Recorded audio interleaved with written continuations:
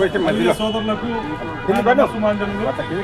ముఖ్యంగా ఈరోజు మన మహనీయుడు మన కుల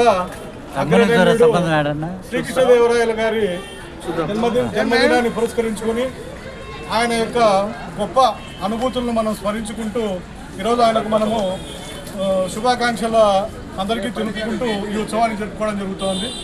అంతేకాకుండా ఈ శ్రీకృష్ణదేవరాయల జయంతిని ఒక గొప్ప దినంగా మనం భావించి ఈరోజు సంఘంలో సమాజంలో ఏదో ఒక చిన్న మార్పు తీసుకురావాలా.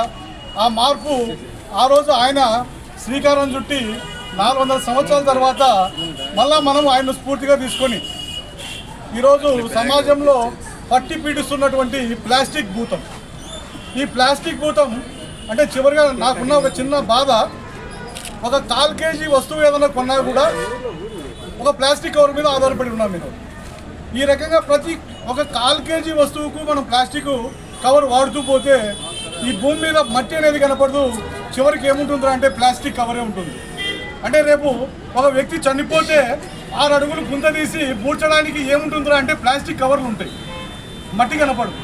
అంటే ఆ రకంగా ఆ రీతిలో ఈ ప్లాస్టిక్ భూతం మన సమాజాన్ని మన పర్యావరణాన్ని ఒక భూతంలాగా తినేస్తోంది.